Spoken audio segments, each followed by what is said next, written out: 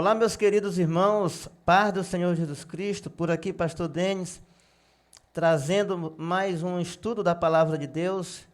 A gente sabe que os momentos difíceis que nós temos vivido, a meditação da palavra de Deus nos traz um conforto em tempos de angústia. Eu quero dizer para vocês que nós estamos começando a partir de agora um programa que vai estar disponível no nosso canal no YouTube, PR Pastor Denis. Queremos que você, além de assistir e acompanhar, também deixe o seu like e também compartilhe, dê sua sugestão, as suas de estudo, que você, porventura, queira que nós estejamos aqui trazendo, abordando. Você pode deixar a sua sugestão de estudo, tá certo? O nosso estudo de hoje é sobre a volta de Jesus. Tem muita gente que não acredita que Jesus voltará a essa terra para buscar um povo. A gente escuta de muitas situações, muitas alegações do tipo: desde que eu era pequeno, sempre ouvi os crentes falar, que Jesus vai voltar e até agora já estou velho, meus pais também, mas é importante que se diga que a volta de Jesus a essa terra é algo vigente e real, e é sobre isso que nós iremos falar nessa oportunidade. Nós estamos aqui com uma série de perguntas elaboradas e nós vamos fazer as perguntas e, ao mesmo tempo, estar respondendo, tá certo? A primeira pergunta é: Jesus fez alguma promessa de voltar outra vez? Vamos lá. Aqui no capítulo 14 de João, a partir do primeiro versículo ao terceiro versículo, nós vamos encontrar uma promessa, que Jesus, dentre muitas outras, claro que não é só essa, a gente vai estar lendo outros textos, mas o texto tradicional, que todos nós conhecemos, é o de João 14, a partir do versículo 1, que diz assim: Não se turbe o vosso coração, credes em Deus, credes também em mim.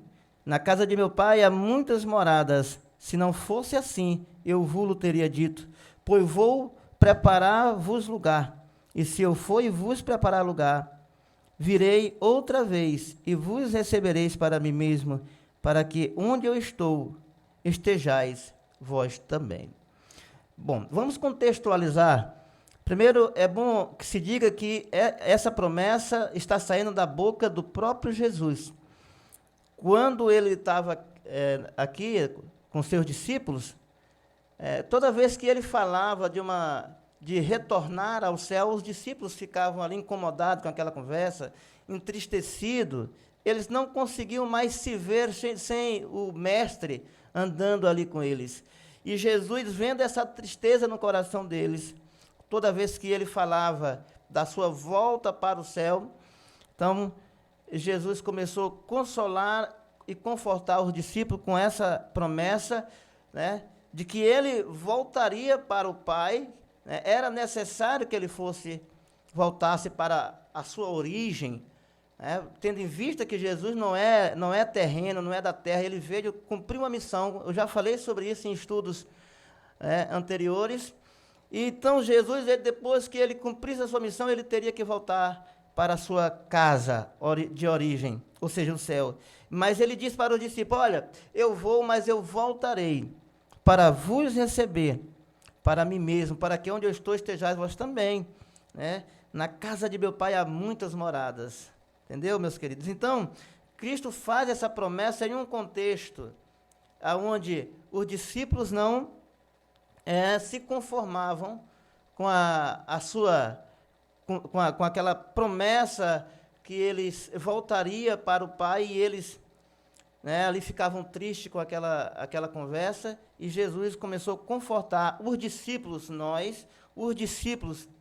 a nós, igreja também. Essa promessa vale para nós, E é isso, está aqui, Jesus fazendo essa promessa, que ele iria, mas ele voltaria, ele voltará.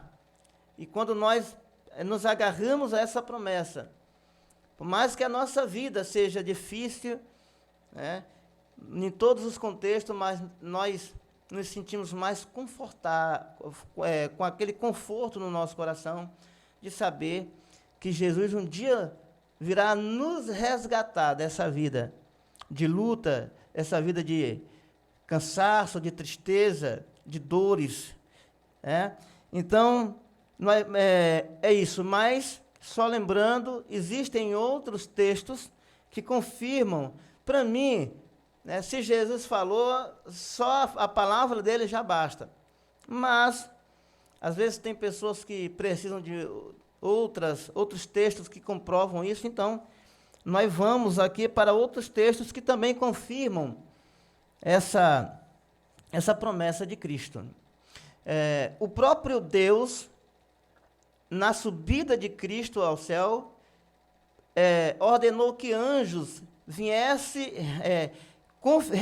confirmar essa promessa de Cristo. Né? Nós encontramos isso em Atos capítulo 1.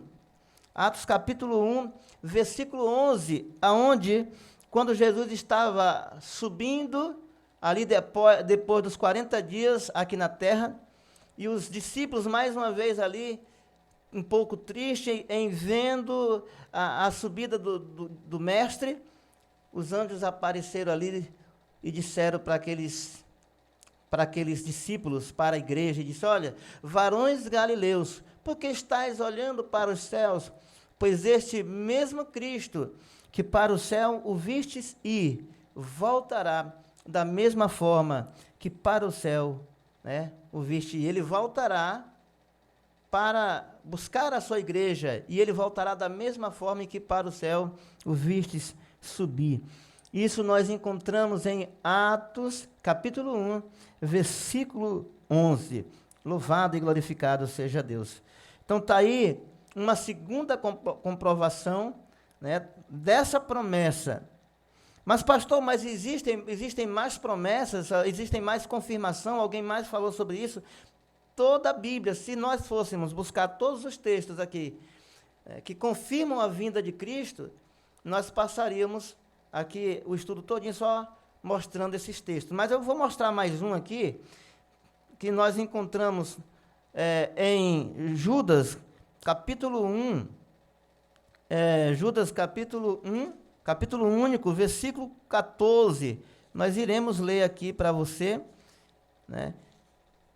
Mais uma prova dessa promessa. 1,14 diz assim, ó.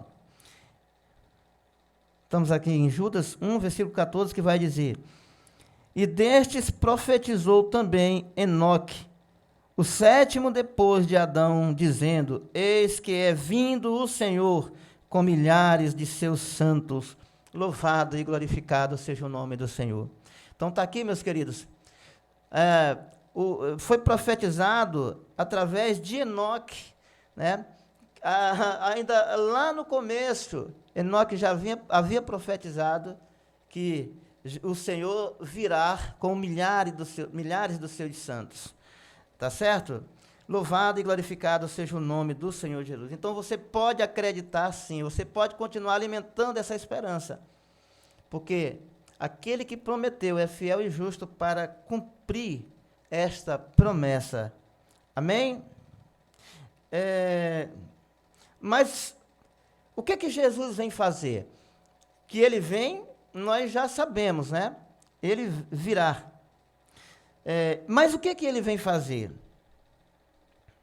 Ele vem, segundo a Bíblia, ele virá fazer dar início àqueles assuntos escatológicos, aqueles eventos escatológicos que estão previstos para o final.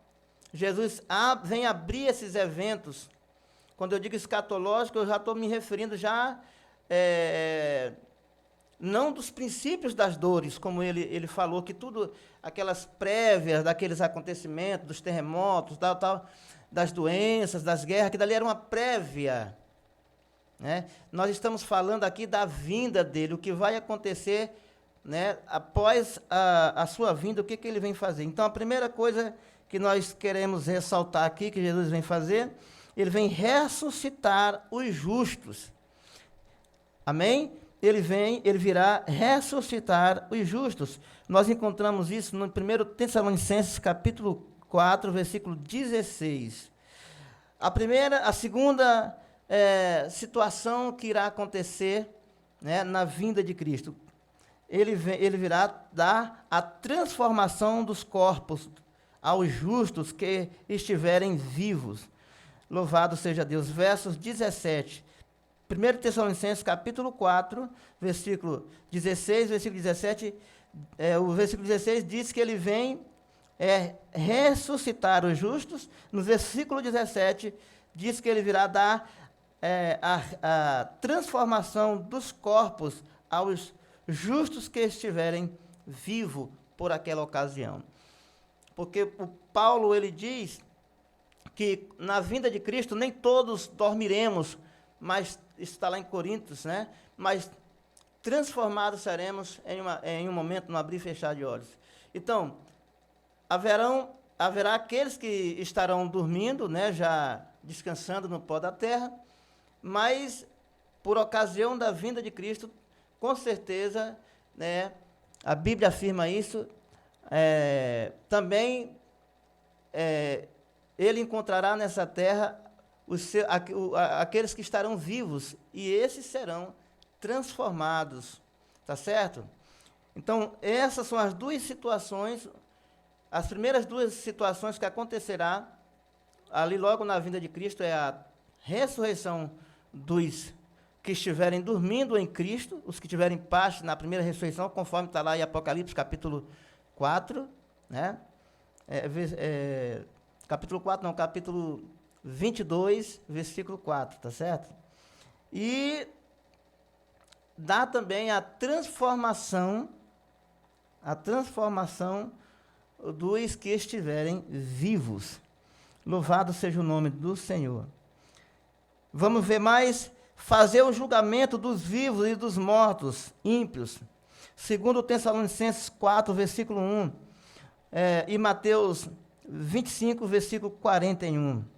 Ou seja, ele vem condenar pelo o resplendor da sua glória aqueles que não se converteram. Está lá em 2 Tessalonicenses, capítulo 1, versículo 9.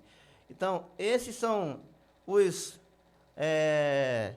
acontecimentos escatológicos pós-Cristo, pós-vinda. Existem aquelas previsões escatológicas que são os princípios da dores que vão até Cristo, de Cristo, da vinda dele, né? Para frente, aí começa uma outra etapa de eventos escatológicos, que é a ressurreição dos justos, a transformação dos justos. Entenderam, meus queridos? Dá-se então aí o arrebatamento da igreja, né? Esses que foram ressuscitados e transformados subirão para o céu, subirão ao encontro de Cristo nos ares e irão para o céu. Então dá-se início ao milênio, tá certo? Então é isso. Louvado seja o nome do Senhor Jesus. Vamos mais aqui para algumas perguntas sobre esse tema. Aqui é uma pergunta bastante inquietante, digamos assim, porque sobre essa pergunta que eu vou fazer, existem assim algumas teorias, e nós vamos fazer essa pergunta. A quinta pergunta diz assim: ele virá visível ou invisível? Você pode estar se perguntando, mas como assim visível e invisível? É porque existem aí duas linhas de previsões, né, da vinda de Cristo que se divergem, porque uns acreditam que Jesus virá invisível, ninguém vai ver. Você já deve ter visto os vídeos aí, esses filmes aí de Hollywood, né, mostrando, segundo a visão, né, dos que creem na invisibilidade na vinda de Cristo, eles mostrando ali nesses filmes. E existe também, por outro lado, aqueles que acreditam numa vinda visível, aonde todos verão. E é por isso que a pergunta é essa, né? Ele virá visível ou invisível? Agora nós iremos para a resposta, né? Os anjos disseram que ele virá do mesmo modo que subiu. Você lembra quando ele disse lá, quando Cristo ia subindo e os anjos disseram, varões galileus, por que estáis olhando para o céu? Ele virá da mesma forma que para o céu vistes ir, que foi visível, todos estavam vendo ali. Outro texto também interessante é o de Apocalipse 1:7, tá certo? Que diz que ele virá, né, rodeado de seus anjos, e todo olho verá. Está lá em Apocalipse 1:7, tá certo? Então a pergunta é, ele virá visível ou invisível? A gente lembra lá, já foi falado aqui, sobre a questão lá do Atos 1:11, onde os anjos disseram ali, que da mesma forma que ele subiu, ele virá. E como foi que ele subiu? Os discípulos estavam ali, a igreja estava ali, contemplando a sua ascensão ao céu.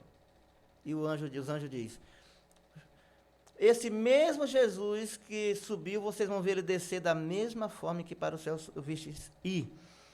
Também tem um texto aqui em Apocalipse que é muito bom, eu gosto muito dele, bastante revelador, e ele vai dizer o seguinte, eis que vem com as nuvens, e todo olho o verá, até mesmo os que o traspassaram, e todas as tribos da terra se lamentarão sobre ele.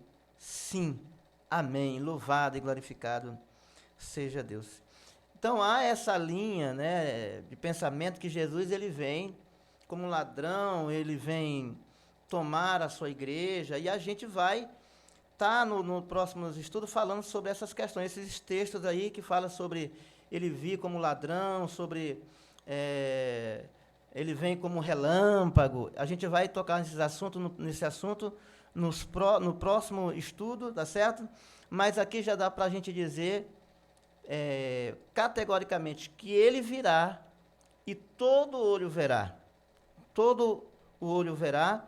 Ele vem cercado dos seus anjos, as trombetas tocando. Vai ser a coisa mais linda do mundo para aqueles que estão aguardando a sua vinda.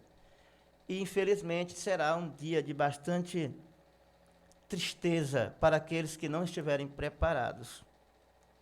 Então, que nós possamos estar nos preparando para esse encontro com Cristo, tá certo, meus queridos? Porque quando ele despontar nas nuvens, né, para aqueles que estiverem com a sua fé íntegra diante de Deus, será o dia mais feliz das nossas vidas. O nosso encontro, o encontro da igreja com o noivo. Que Deus possa firmar esse pensamento nos nossos corações e essa certeza. Não tenha dúvida, Cristo voltará. Ele firmou um compromisso com a sua noiva. E ele disse que quando ele preparasse esse lugar, ele voltaria. Por mais que o homem não acredite, por mais que muitos tenham perdido as suas esperanças na vinda de Cristo, mas a palavra de Deus é fiel e verdadeira. E é isso que nos conforta, né, nesse momento difícil, de crise, de tanta coisa ruim. É isso que conforta a nossa fé, saber que Jesus, ele virá buscar a sua igreja e ele vai estabelecer um novo plano sobre essa terra. E ele conta com você. Não gostaria você de participar desse plano? De fazer parte desse novo governo de Cristo? Se você deseja, então feche os teus olhos que eu vou orar por você aqui, você aceitando Jesus no seu coração, tá certo? Senhor, nosso Deus e nosso Pai, neste momento, Senhor, eu te apresento essa pessoa que está assistindo esse vídeo, acompanhando esse estudo. Eu sei que o Senhor tem tocado no coração dele. Pai, aceita ele, ó Deus, no reino, e escreve o seu nome no livro da vida, Senhor. Apaga os seus pecados, Pai. Eu não sei quais são os problemas dele. Vem resolvendo os seus problemas, dando paz a essa vida. Ó Deus, escreve o seu nome no livro da vida, Pai, em nome de Jesus. Amém, meu querido? Não se esqueça de se inscrever no nosso canal, deixar o seu like e também compartilhar esse vídeo. Paz do Senhor Jesus Cristo e até uma próxima oportunidade.